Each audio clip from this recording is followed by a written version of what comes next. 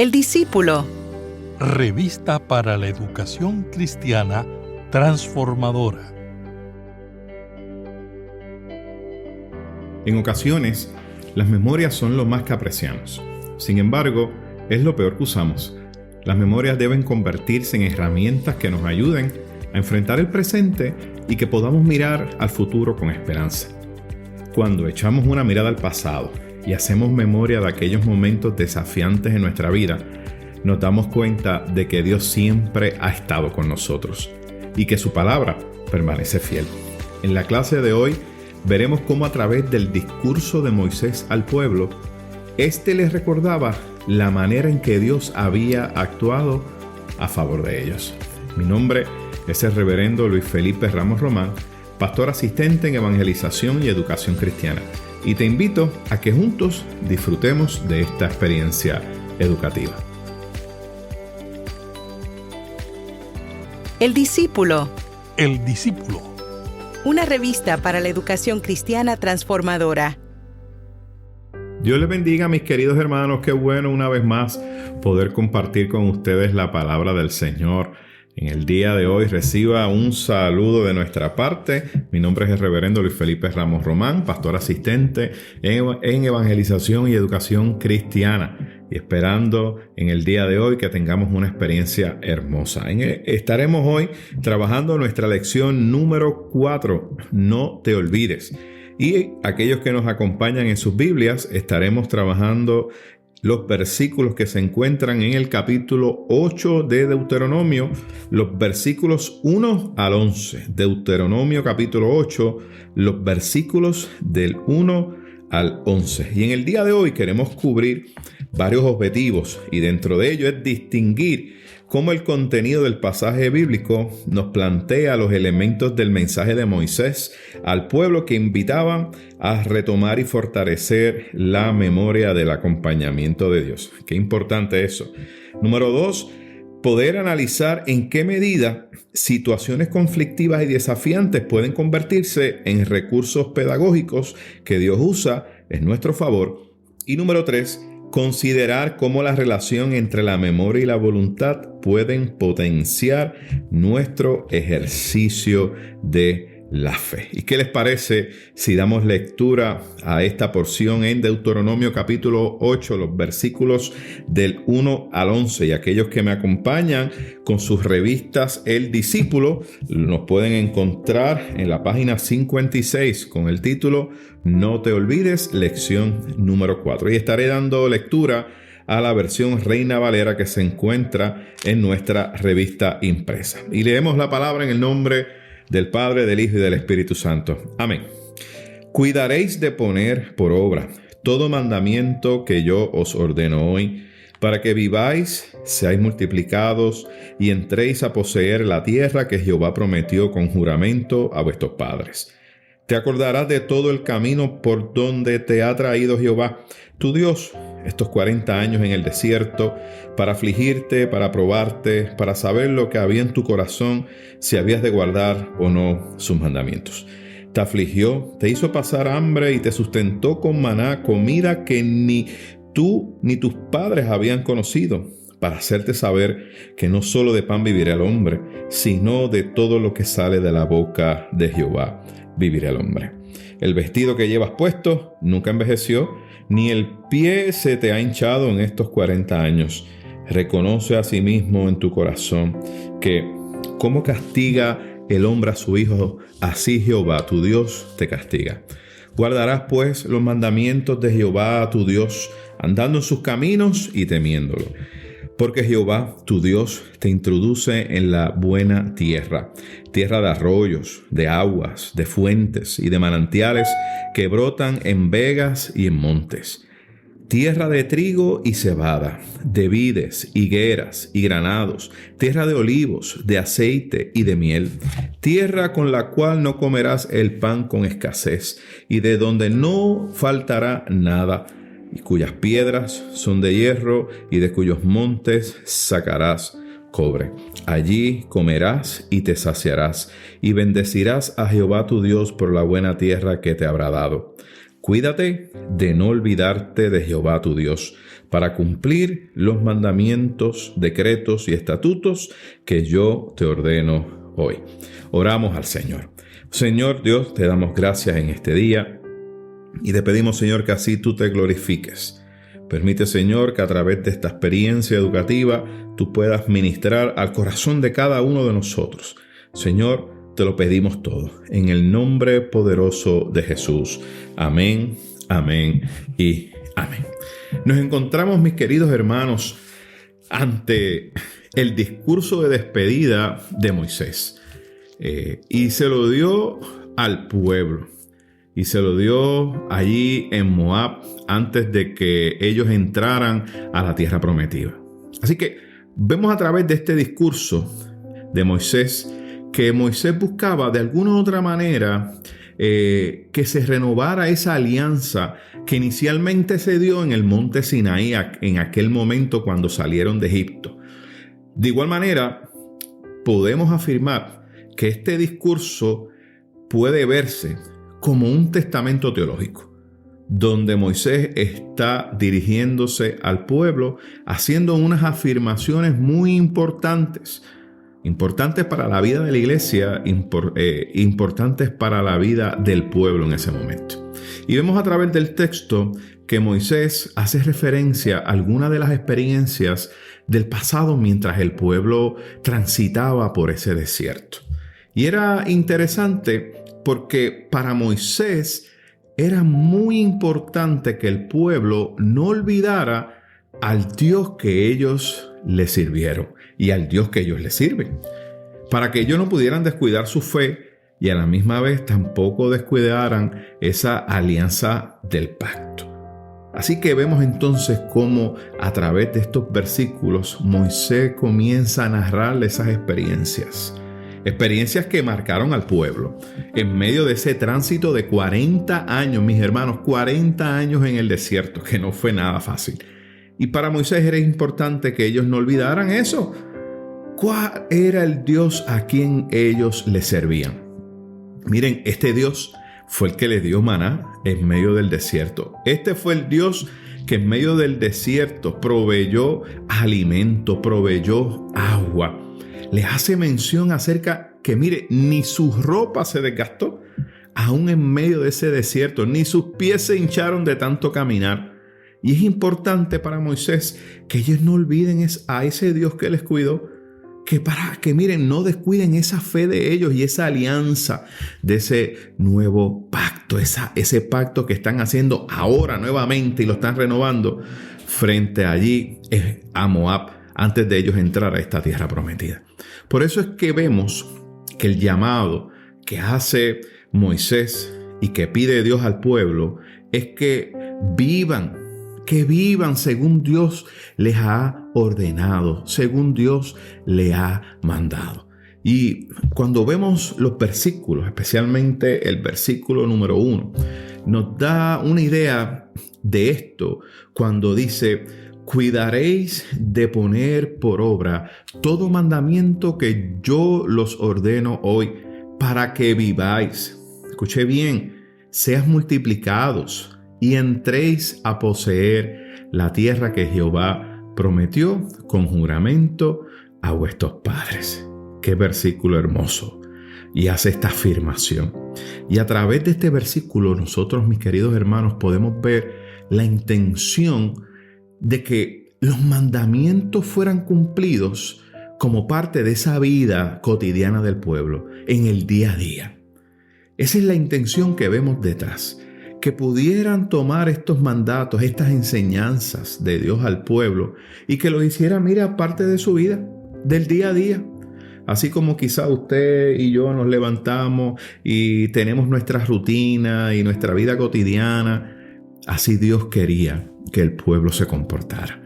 Y estos versículos, especialmente los versículos 2 al 4, nos presentan un elemento importante y es el elemento de la memoria. Y es que ellos pudieran recordar cómo Dios acompañó al pueblo en el desierto y cómo a través de esa experiencia en el desierto, miren, eso iba a servir como un incentivo para ellos cumplir con esos mandamientos de esta nueva alianza que estaba siendo renovada. Vemos entonces cómo ese elemento de la memoria que se trae lo hace de manera intencional para que sirviera como el combustible para que ellos pudieran cumplir con esos mandamientos. Y aunque sabemos, mis queridos hermanos, que en el desierto el pueblo estuvo desprovisto de muchas cosas, quizá muchas de ellas las tenían en Egipto y en el desierto no las tenían. Pero si algo nosotros podemos afirmar es que de lo que no estuvieron desprovistos fue de experiencias que les sirvieron a ellos para probar su carácter. Que muchas situaciones se le presentó al pueblo. Y en cada una de esas situaciones, miren, Dios estuvo presente. Y estuvo presente para ayudarles a que pudieran trabajar con su carácter, que pudieran trabajar en un proceso formativo, que pudieran trabajar en un proceso donde ellos están aprendiendo de esa vivencia en el caminar del desierto. Pienso que los desiertos son grandes oportunidades para nosotros crecer, para nosotros madurar, para nosotros adquirir, mis queridos hermanos, una madurez, unas experiencias, unos conocimientos que son necesarios. ¿Necesarios para qué? Para nuestra vida. Y eso lo vemos a través del pueblo. Esas experiencias que ellos tuvieron durante esos 40 años, miren, afinaron ese carácter de ellos, porque era necesario que ellos dejaran atrás esa vieja identidad y que pudieran cobrar una nueva identidad en sus vidas. Y eso es lo que el Señor permitió y de igual manera les acompañó en esas experiencias. Pienso que la lucha mayor del pueblo mientras estuvo en el desierto no fue el calor, que quizás estaban de día, el sol estaba caliente en medio del desierto. No creo que haya sido la lucha mayor de ellos. Tampoco pienso que haya sido el frío de por la noche, porque en el desierto sabemos que las temperaturas bajan de manera drástica. Yo pienso que la lucha mayor que ellos tuvieron fue en la toma de decisiones. Esa fue la experiencia más difícil. Esa fue su lucha mayor. Era qué decisión tomamos. Porque miren, a través del desierto, constantemente, ellos tenían que decidir entre muchas cosas. Tenían que decidir entre la fidelidad y la traición. Tenían que decidir entre la generosidad o el egoísmo. O tenían que escoger y decidir entre la esperanza o la decepción. Qué difícil tarea, qué difícil se le hizo al pueblo estas decisiones, qué luchas tuvieron en ellos poder elegir. Son quizás las luchas que hoy usted y yo tenemos, que tenemos que decidir entre quizás la fidelidad a Dios y la traición y muchas otras cosas que quizás tenemos que tomar decisiones. Pues miren, sepan una cosa, que esas experiencias de decisión son las que formaron el carácter del pueblo y son las que forman el carácter nuestro. Y sabemos que tomar decisiones no es fácil, y más cuando son decisiones difíciles. Fíjense que estos versículos lo que buscan afirmar es la intervención de Dios. Esa intervención de Dios que siempre estuvo presente de manera milagrosa. Así que ellos no estaban solos. Dios les estaba acompañando. De la misma manera que Dios nos acompaña a cada uno de nosotros en nuestra toma de decisiones. Dios está ahí. Y fíjense qué hermoso es nosotros ver reflejada esa presencia de Dios que se daba en el cuidado que tenía con ese pueblo. 40 años en el desierto. No les faltó comida, no les faltó lo necesario. Eso, mis queridos hermanos, nos da un gran testimonio de que Dios nunca los abandonó. Fíjense, fue Dios el que les dio de comer en el desierto. mire, le dio maná del cielo. Ellos no podían obtener maná del cielo. Ellos no podían por sus propios medios satisfacer esa hambre. Miren, era una total dependencia a Dios. Dependían de Dios en todo. Estos versículos, especialmente los versículos 5 y 6, nos trae una palabra que quizá puede sonar un poco fuerte y nos habla acerca del castigo. Pero aquí la manera en que se interpreta se tiene que interpretar como disciplina, ya que cuando nosotros vamos a analizar el contexto en el cual se está dando este pasaje, lo que estamos viendo es la intención de guiar y de corregir cuando alguien se desvía del camino. Por eso es que vemos que la invitación en estos versículos es a que guarden los mandamientos y a que anden en sus caminos para honrarle. Porque mientras el pueblo guardaba sus mandamientos y andaba en los caminos de Dios, miren, era la manera de honrarle. Honraban a Dios a través de eso. Y estos versículos que vemos finales, ¿verdad? Especialmente los últimos versículos, nos hablan acerca de cómo este asunto de honrar a Dios tiene grandes consecuencias. Porque honrar a Dios tiene consecuencias. En el texto nos presenta que esa gran consecuencia de haber honrado a Dios, mire, se reflejaba en esa oportunidad que Dios le dio a ellos de entrar a la tierra prometida. Y no solamente es entrar a la tierra prometida, es que ellos pudieron participar de todo lo que aquella tierra les iba a ofrecer. No olvidemos que es la tierra que fluye leche y miel. Es una tierra próspera. Y vemos que esa tierra ofrece algo bueno. Y eso se da porque ellos, miren, se habían sometido a esa disciplina que era requerida por Dios, que es lo que vemos en el texto. Y de igual manera vemos en estos versículos últimos que plantea dos elementos fundamentales para honrar a Dios. Porque ¿cómo podemos honrar a Dios? Es una pregunta que nos podemos hacer. Bueno, primero lo que nos dice es la memoria.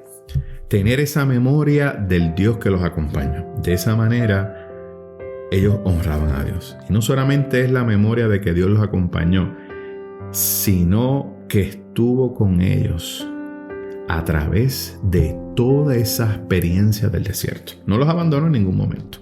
La segunda es la voluntad de traducir esa memoria en un comportamiento ético y espiritual que dé testimonio de su presencia en todo el quehacer humano. Así que vemos la memoria y el asunto de la voluntad. Qué reto, ¿verdad? Nos presenta hoy en día esta clase. Es un binomio bien interesante, es memoria y voluntad. Y esta memoria y voluntad en el día de hoy, traducido a nuestra iglesia, traducida a este tiempo, se convierte en un gran desafío. Es un gran desafío para cada uno de nosotros en el día de hoy. Hay una frase que muchos de nosotros conocemos y dice de la siguiente manera: aquellos que no recuerdan el pasado están condenados a repetirlo. Se lo voy a volver a repetir. Aquellos que no recuerdan el pasado están condenados a repetirlo. El reverendo Benjamín Santana me encanta porque plantea que la memoria es activa y dinámica y tiene la capacidad de recrear rutas de acción humanizadoras o deshumanizantes. Así que las memorias tienen esa capacidad. La memoria es activa, no es pasiva, es dinámica. Y nos permite a cada uno de nosotros, como seres humanos, poder nosotros recrear rutas de acción. ¿Qué vamos a hacer con la experiencia vivida? ¿Qué vamos a hacer con ese conocimiento, con esa memoria de aquellas experiencias que tuvimos en el pasado, de que tomamos decisiones y que esas decisiones formaron nuestro carácter? ¿Cómo vamos a recrear esas rutas? Bueno, mis queridos hermanos, me encanta cómo lo presenta el reverendo Benjamín Santana porque lo dice, miren, tenemos dos rutas que podemos recrear, la que humanizamos o la que deshumanizamos. Me encanta mucho porque cuando traemos esto al Nuevo Testamento y vemos la figura de Jesús, siempre Jesús creó rutas de acción humanizadoras. Miren, para Jesús el ser humano era importante. y su dignidad era inviolable. Y por eso vemos que el acercamiento de nuestro Maestro siempre fue un acercamiento donde Jesús, mis queridos hermanos, hacía que las personas se sintieran, miren, personas con valor, que tenían, miren, una dignidad. Eran humanizadas a través de ese proceso de encuentro con el Cristo glorificado. Y este texto base de nuestra clase en el día de hoy nos presenta esa memoria proactiva en las expectativas, ¿verdad?, de este pueblo que estaba en un peregrinar hacia un porvenir que había sido prometido por Dios. Y estaba ahí consciente esa memoria, y por eso es que vemos que Moisés le hace este recuento para que no se olviden lo que Dios hizo por ellos, su compañía, y que ahora que iban a estar ellos a punto de entrar en esa tierra prometida y que iba a ser un proceso difícil, no olvidaran que Dios les acompañó. Pero tenía que moverse entonces esa memoria a una acción y en una voluntad de hacer lo correcto, de vivir la vida que el Señor les demandaba. Y es importante porque la expectativa no es otra cosa que tener la certeza de que algo va a ocurrir. Que de la misma manera que Dios los acompañó en el desierto, como les mencioné, y los cuidó, así Dios hará en cada paso que ellos iban a dar ahí en ese presente que estaba ahí con ellos. Más, ¿verdad?, cuando hay de por medio esa promesa y esa promesa de nuestro Dios. Así que no era solamente esas expectativas de que algo iba a ocurrir, es que había una promesa que Dios había dado. Yo pienso que uno de los mayores retos que tenemos hoy en día como sociedad es la actitud de buscar esos desvíos que no nos pongan en contacto con crisis o situaciones difíciles en ese proceso de desarrollar conocimiento y destrezas para llevar adelante el proyecto de vida. Hoy en día vemos muchas personas que les gusta tomar muchos atajos. Les gusta, ante las crisis, mire, no voy a enfrentarla. Se tratan de desviar, de darle la vuelta a la situación. No quieren tener ese contacto con la crisis. Y me acuerdo de un libro que leí en algún momento que se llamaba El dolor en el liderazgo, del escritor Samuel Chand, y él planteaba lo siguiente. Decía que entrar en contacto con crisis y situaciones difíciles que nos pueden causar dolor, planteaba que eran necesarias para poder crecer y madurar. Así que, mis queridos hermanos, enfrentar las crisis son parte del proceso de crecimiento. Y en ocasiones, lo que marca la diferencia entre dónde estoy y dónde Dios quiere que esté es cuán dispuesto estoy en enfrentar las crisis. Eso, mire, se desarrolla un gran carácter, una voluntad resiliente cuando nosotros aceptamos someternos a un proceso, mire, de desarrollar nuestros conocimientos y nuestras destrezas para llevar adelante el proyecto de vida. No podemos olvidar que estos procesos van a tomar tiempo y que las rutas fáciles, ¿verdad?, que quizás se nos presentan o que quizás queramos escoger, lo que hacen es que evitan que nosotros podamos adquirir esas destrezas que son necesarias y los conocimientos requeridos para enfrentar ese porvenir inmediato. No olvidemos, mis queridos hermanos, que Dios es siempre fiel, incluso cuando la vida es difícil. Miren, sepa una cosa, Dios siempre está trabajando para nuestro bien. Y las crisis nos enseñan a depender de Él. Las crisis nos enseñan, miren, a que tenemos que mantenernos humildes y que las crisis nos lleven a movernos en oración. Mis queridos hermanos, qué bendición poder compartir con ustedes la palabra del Señor, y te invito a que tengamos una breve oración. Señor y Dios que te manifiestas en la historia humana, te pedimos que nos ayudes a mantener viva nuestra espiritualidad, la memoria de las grandes intervenciones tuyas a nuestro favor y a favor de nuestro pueblo. Permite, Señor, que al enfrentar estas experiencias de aflicción podamos mantener vigente una espiritualidad que vea oportunidades de crecimiento y de desarrollo en la fe. Ayúdanos a tener confianza plena en tu palabra, Señor, y en tus promesas. En Jesucristo oramos. Amén, amén y amén. Mis queridos hermanos, que el Señor les bendiga y que el Señor les guarde.